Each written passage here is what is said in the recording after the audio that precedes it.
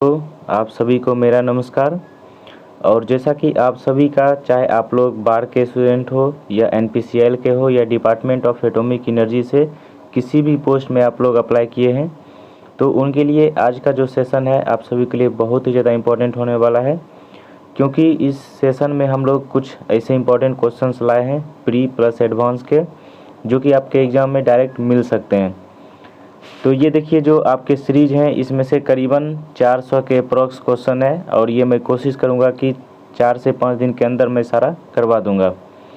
और ये जो फर्स्ट वीडियो है ये आपके लिए फ्री में है, और नेक्स्ट जो आपके सेशन आएंगे ये सभी। तो चलिए वीडियो को शुरू करते हैं। और आप सभी से एक छोटी सी रिक्वेस्ट भी रहेगी, चैनल पे नए चैनल को सब्सक्राइब कर लीजिए, अपने दोस्तों को भी शेयर करिए, ताकि आपके साथ साथ आपके दोस्तों को भी हेल्प मिल सके। और मैंने जितना फ्री में भी वीडियो करवाए हैं वो भी आपके लिए प्री के लिए इनफ है। तो आइए हम लोग शुरू करते हैं। सबसे देखिए, इस क्वेश्चन को हम लोग बिल्कुल इजी वे में सॉल्व कर सकते हैं। तो क्वेश्चन में देखिए डायरेक्ट पूछा गया कि 150 रुपये प्रति दर्जन की दर से संतरे बेचने पर राशि को 25% की हानि होती है। इसका मतलब ये है कि क्रय मूल्य का 75% 150 के बराबर है। ठीक है, क्योंकि देखिए क्या हुआ है कि हम लोग मान लेते हैं कि स्टार्टिंग में जो है वो 100% था और 25% की हानि हो गया। इसका मतलब वो क्रय मूल्य का 75% पे वस्तु को बेचा है। तो क्रय मूल्य का 75% वो क्या हो जाएगा, 150 के बराबर हो जाएगा। अब क्वेश्चन में आपसे पूछा है कि 20% का लाभ पाने के लिए उसे किस दर पे बेचा जाए। इसका मतलब है कि 20% लाभ चाहिए तो वस्तु को क्रय मूल्य का 120% पे बेचना पड़ेगा। तो 120% का क्या हो जाएगा आपके 150 बाय 75 मल्टीप्लाई 120। तो इसको अगर आप लोग सॉल्व करेंगे तो आप लोग देख सकते हैं कि 75 टू जो यहाँ पे 150 हो जाएगा, और इसको अगर आप लोग मल्टीप्लाई करेंगे तो 240 रुपीज़ आपके यही आंसर हो जाएंगे। तो 20% लाभ पाने के लिए, प्रॉफिट के लिए उनको 240 रुपये में बेचना पड़ेगा। और देखिए आपका इसका सॉल्यूशन भी नीचे मैं प्रोवाइड करवा दिया हूँ, तो आप लोग स्क्रीनशॉट भी इसका ले सकते हैं। आइए नेक्स्ट क्वेश्चन की तरफ। क्वेश्चन में पूछा गया है, एक समचतुर्भुज के विकर्णों की लंबाई 10 सेंटीमीटर और 24 सेंटीमीटर है, इसका परिमाप। तो जितने भी इंग्लिश मीडियम के स्टूडेंट हैं, आपसे एक छोटी सी रिक्वेस्ट है कि आप लोग गूगल या किसी बहुत सारा ऐप आता है जिसमें हिंदी टू इंग्लिश कन्वर्टर आप लोग कन्वर्ट कर सकते हैं। क्योंकि इंग्लिश मीडियम में बहुत सारा ऐसा कंटेंट होता है जो इंग्लिश मीडियम में प्रोवाइड नहीं हो पाता है, और उतना बड़ा आप लोगों को पता ही है कि मेरा चैनल नहीं है कि मैं अलग से टाइपिस्ट रख के इसको टाइपिस्ट कर सकूं, क्योंकि आप सभी के पास टाइम भी बहुत कम है और मुझे बहुत सारा यहाँ पे क्वेश्चन भी करवाने हैं। तो देखिए आप लोग थोड़ा बहुत आप लोग देख सकते हैं, जैसे समचतुर्भुज का इंग्लिश हो जाता है रोम्बस, फिर आपके परिमाप का हो जाता है पेरीमीटर, और लेंथ लंबाई का होता है। तो आप लोग इतना थोड़ा बहुत कर ही सकते हैं। तो देखिए इस क्वेश्चन को हम लोग कैसे सॉल्व करेंगे। तो आपका सबसे पहले समचतुर्भुज का परिमाप जो होता है वो 4 इंटू भुजा होता है, लेकिन आपके क्या है इस क्वेश्चन में भुजा नहीं दे रखा है। तो इसलिए आपको क्या करना पड़ेगा, सबसे पहले आपको भुजा निकालने पड़ेंगे। तो देखिए भुजा का जो फॉर्मूला होता है वो होता है हाफ इंटू रूट अंडर विकर्ण 1 का स्क्वायर प्लस विकर्ण 2 का स्क्वायर होता है। तो देखिए यहाँ पे अगर मैं इसको सॉल्व करता हूँ तो हाफ मल्टीप्लाई विकर्ण 1 आप देख सकते हैं 10 सेंटीमीटर दे रखा है, तो आपके यहाँ पे 10 के स्क्वायर हो जाएंगे, प्लस विकर्ण 2 24 सेंटीमीटर दे रखा है, तो 24 का आपके यहाँ पे स्क्वायर हो जाएंगे। अब देखिए 10 का स्क्वायर जो होता है वो होता है 100, प्लस फिर 24 के स्क्वायर जो आपके हो जाएंगे वो होते हैं 576, 576। इसका रूट कर देना है और आगे में 1/2 है। अब अगर आप लोग इस दोनों को सॉल्व करते हैं, इस दोनों को ऐड करते हैं, तो आपके जो निकल के आएंगे वो हो जाएंगे हाफ मल्टीप्लाई रूट अंडर 676, और 676 676 जो होता है वो 26 का स्क्वायर होता है, मल्टीप्लाई 1/2। तो देखिए 2 से 26 कट जाएगा 13 टाइम्स में, तो यहाँ पे 13 मल्टीप्लाई 1 आपके 13 सेंटीमीटर आपके एक भुजा हो जाएगी। अब हमें निकालना है परिमाप। तो परिमाप का हम लोग फॉर्मूला पढ़ चुके हैं कि 4 × a होता है। तो 4 × 13 मीन्स 13 4 जा क्या हो जाता है 52 सेंटीमीटर, जो कि ऑप्शन नंबर बी में दे रखा है। तो यही आपके राइट ऑप्शंस हो जाएंगे। चलिए इसी के साथ हम चलते हैं नेक्स्ट क्वेश्चन की तरफ। और आप लोग देख सकते हैं नीचे आपका सॉल्यूशन भी है, तो आप लोग सॉल्यूशन भी देख सकते हैं। और मैं टेलीग्राम, तो देखिए अब आपके पास क्वेश्चन नंबर 3 जो कि आपके लिए बहुत ही इंपॉर्टेंट क्वेश्चन है। इसमें पूछा गया कि 140 मीटर लंबी रेलगाड़ी 40 किलोमीटर प्रति घंटे की चाल से चल रही है और एक कुत्ता उसी दिशा में रेलगाड़ी के समांतर 18 किलोमीटर प्रति घंटा की चाल से दौड़ रहा है। तो रेलगाड़ी कुत्ते को पार कर लेगी कितने सेकेंड में। तो देखिए जब भी आपके पास अगर ऐसा क्वेश्चन आता है तो आप लोग बस एक पॉइंट पे ध्यान रखिए कि वो एक ही डायरेक्शन में दोनों दौड़ रहे हैं या विपरीत डायरेक्शन में। तो आपका सापेक्षिक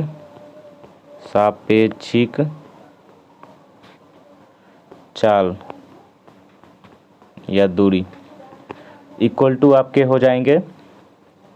तो देखिए यहाँ पे क्या है कि दोनों सेम डायरेक्शन में दौड़ रहे हैं, ठीक है। देखिए 60 किलोमीटर प्रति घंटे की चाल से चल रही है और एक कुत्ता उसी दिशा में रेलगाड़ी के समांतर 18 किलोमीटर प्रति घंटे की चाल से चल रहे हैं।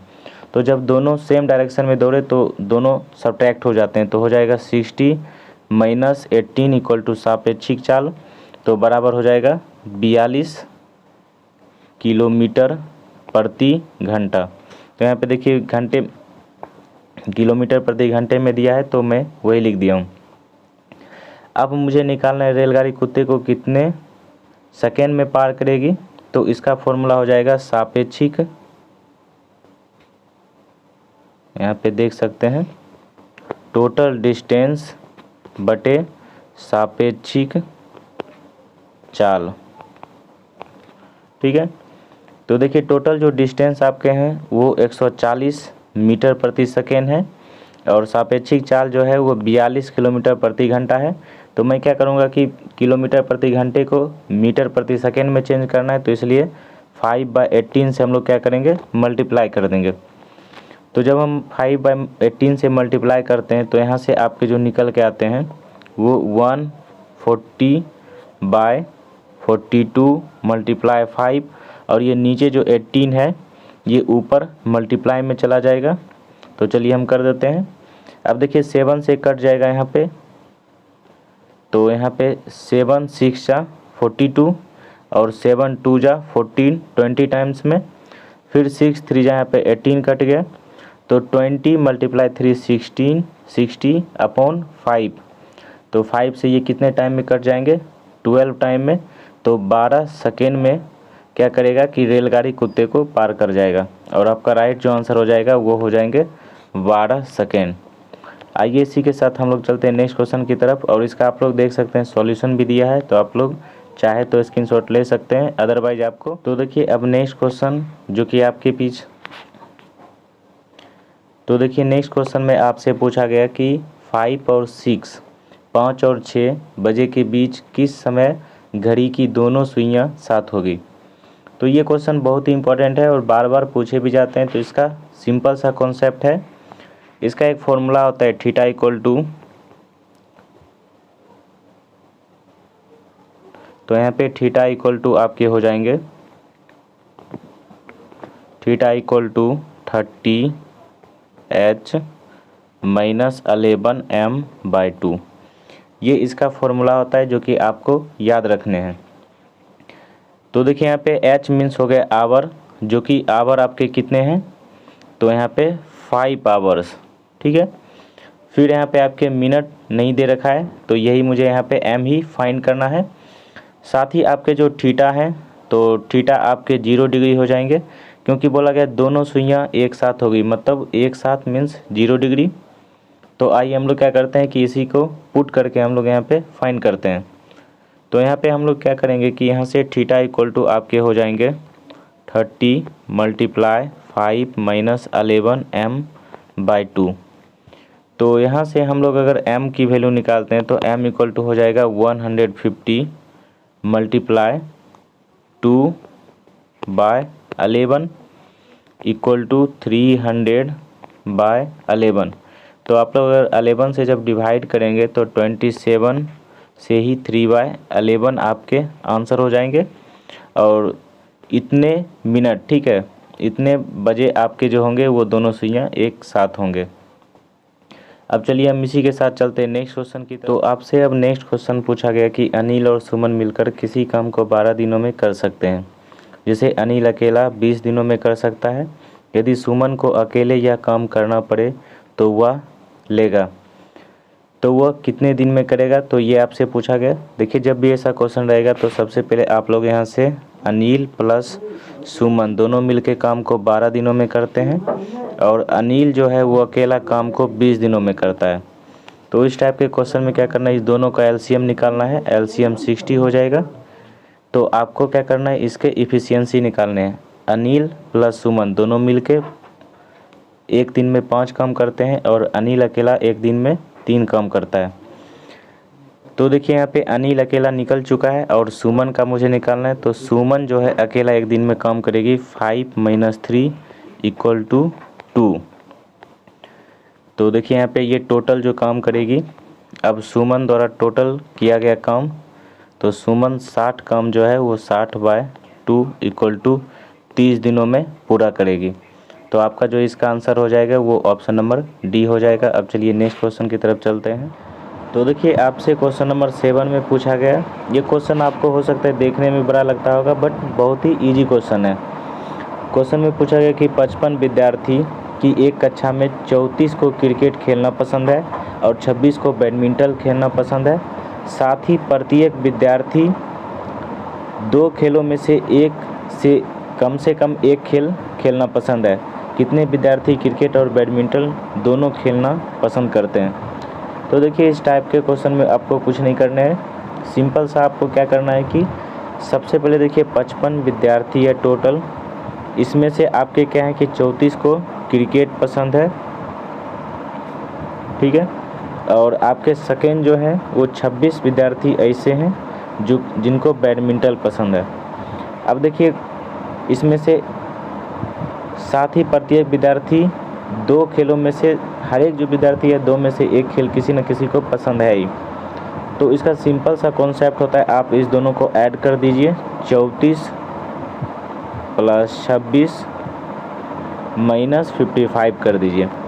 तो देखिए 34 माइनस अगर आप लोग 26 करते हैं तो = होता है 60 - 55, तो = 5 आपके ऐसे खिलाड़ी हैं जो दोनों खेलना पसंद करते हैं। तो आपके option number C right answer हो जाएंगे। इसी के साथ चलिए अब हम चलते हैं। तो क्वेश्चन नंबर 8 जो कि आपके लिए बहुत ही ज़्यादा इम्पोर्टेंट है, और ये क्वेश्चन आपके बहुत बार पूछे भी गए हैं और आगे आने वाली एग्जाम में भी इम्पोर्टेंट हो सकते हैं। इसमें से पूछा गया कि वे 2 प्राकृतिक संख्याएं कौन सी है जिनका गुणनफल 2400 है और जिनके वर्गों का योगफल 5200 है। तो देखिए बेसिक आप लोग मेथड से भी बना सकते हैं या डायरेक्ट आप लोग ऑप्शन से भी चल सकते हैं। मेरे ख्याल से लगता है कि ऑप्शन से आपके लिए ज़्यादा बेटर रहेगा। तो देखिए आपसे पूछा गया कि 2 ऐसा संख्या मान लेते हैं x और y, इसका जब गुणनफल करते हैं तो 2400 आता है और योगफल करते हैं तो 5200 आता है। तो आप ऑप्शन में से कोई भी एक ऑप्शन उठा लीजिए जिसको गुना करने पे 2400 आ जाए। तो देखिए इसमें से 2 ही ऑप्शन ऐसे हैं, 3 ऑप्शन ऐसे हैं। देखिए ऑप्शन नंबर सी तो आपके ऐसे ही कट गए। तो 3 ऐसे ऑप्शन है जो कि आपके गुना करने पे 2400 आ रहे हैं। इसको मान लेते हैं x और इसको मान लेते हैं y। तो इस दोनों को अगर गुना करते हैं तो 6 4 जा 2400 आ रहा है, ठीक है, और इसको अगर गुना करते हैं तो 2400 इसका भी आ रहा है और इसका भी 2400 आ रहा है। फिर उसके बाद बोला गया कि इनके वर्गों का जब हम लोग योग करते हैं तो 5200 आता है। तो आप लोग क्या करिए कि 60 का स्क्वायर कर दीजिए प्लस फिर 40 का स्क्वायर कर दीजिए, तो आपके देखिए 5200 आ जाएंगे। तो आपके ऑप्शन नंबर डी जो हो जाएगा वो राइट ऑप्शन हो जाएगा। एक तो ये मेथड हो गया। सेकेंड जो है आप लोग बेसिक से बनाना चाहते हैं तो मान लीजिए वो दोनों संख्या x y है, फिर बोला गया इनके गुणनफल मीन्स x × y = 2400 दे रखा है। फिर आपके इनके वर्गों का योग x² + y² = 5200 है। तो आपको ये x और y ही निकालना है। तो इसके लिए आपको क्या करना पड़ेगा, x² + y² इतना दे रखा है। तो आप लोग सिंपल सा फॉर्मूला लगाइए, x² + y² का फॉर्मूला होता है x² plus y square plus 2xy, ठीक है। तो x square plus y square 5200 दे रखा था, plus 2xy means 2 multiply xy 2400 था। तो आपके यहाँ पे हो जाएंगे 5200 प्लस 4800 इक्वल टू 10,000। आपके आंसर यहाँ पे ऐड करने के बाद आ जाएंगे। ये कितना आएगा, x square plus y square equal to, या x square plus y square के होल स्क्वायर इक्वल टू। तो यहाँ पे जो मैंने निकाला वो एक्स प्लस वाई के होल स्क्वायर इक्वल टू निकाला। अब यहाँ से अगर हम लोग एक्स और वाई निकालते हैं, एक्स प्लस वाई, तो ये हो जाता है रूट अंडर आपके 10,000 हो जाएंगे,